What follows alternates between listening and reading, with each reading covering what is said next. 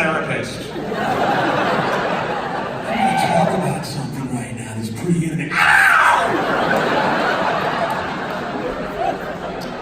I do this thing that's a true story. I wear a lot of jackets, and I wear jackets that break up my waist, and I do it for a reason. I have some body shame. Don't act like, yeah, we know. When I was 13, 14, I had this incredible growth spurt. And my legs grew and grew and grew and grew, and my torso never did.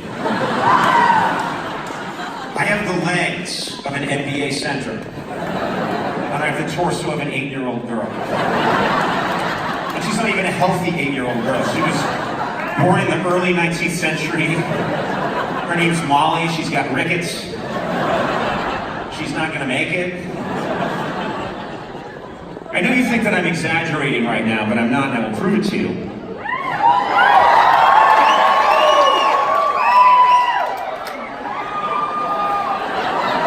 This is my true proportions.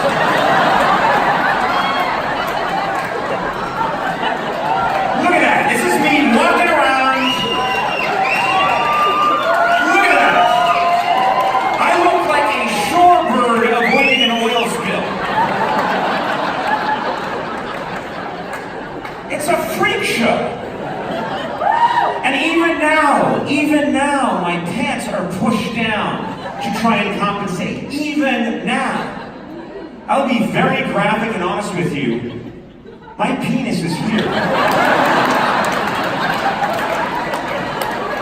When I have to use a urinal, tie clip comes off, tie goes over my shoulder. I unbutton 2 buttons. And then I lean down!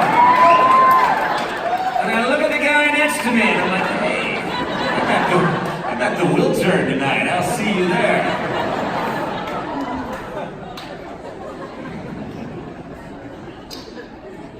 So, I'm learning a lot about myself. I just revealed that. That was very, I think, intimate. I made myself very vulnerable. I'm going to go even further, and this is an absolute true story. Last summer, just a couple of months ago, I went to see my doctor, and my doctor said that one of his specialties is doing DNA studies, you know, and finding out what your ancestry is and finding out who you are. And I don't know if anyone here's ever done that with 23andMe or anything, but wow, shockingly uncurious crowd. I don't care what I am, I'm amazing. I don't need to know. Well, I wanted to know. And I was like, you know what? I do want to know. And he said, okay, all I need is a sample of your DNA. So I gave him a sample, not what you're thinking. I ejaculated into a cup. He said, you can just spit. And I said, no. I'm good at this.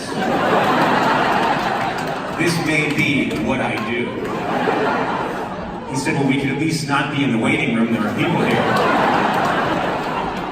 I said, I like a crowd. We get some better magazines out here. U.S. News and World Report ain't getting it done. But to cut to the chase, 8 hours later, he had a sample. That's 2 hours of crying. And this part is absolutely true. 2 weeks go by, and my doctor calls me up. And he says, Conan, I have never seen a result like yours before, and I've been doing this for almost a decade. I said, all right, what's going on? He said, you are 100% Irish. 100.0. And I said, well, huh? And he said, I've never seen that before. I've seen 85%, I've seen 90, I've seen 91. I've never seen 100%.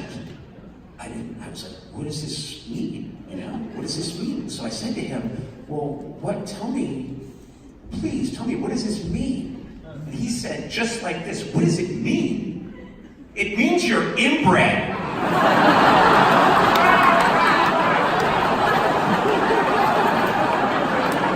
If I had been there in person, he would have been like, you're inbred.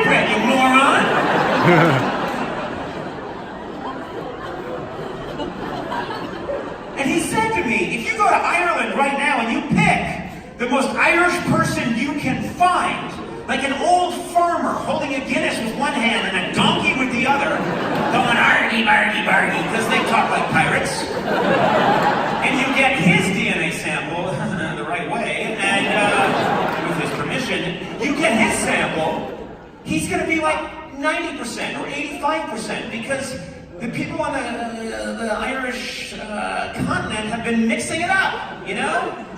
The Lucky Charms leprechaun is 11% Spanish. So, here's the question. My people have been in this country for 150 years. How am I 100%? So I looked into it. And I talked to my parents and everything. And it became clear that my people, most people, they come from Ireland, they go to New York, and then they go to Boston, and they spread out. They go to different places. Not my people. My people all went directly to Worcester, Massachusetts. Don't you dare woo Worcester. Go back and have another look. Trust me, and that was a sad woo. That wasn't even technically a woo. That's the sound if you take off the lid on a sarcophagus for the first time, and you lean on a mummy's chest, and a 2,000-year-old bubble of air works its way out of its dried-out lungs, past its dead, decaying lips. That's what Worcester gets. So my people moved to Worcester, they all moved to one house, and they just hang out in that house, and they marry each other for 150 years. That's how you get me. And that's why all of this makes sense. The legs and the wanka wanka wanka.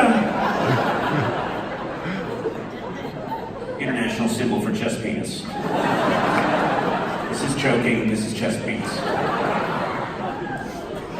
And then I realized, here's the sick thing, my brothers are doing the same thing. My brothers are marrying other 100% Irish women in this modern era and having children that are like 130% Irish.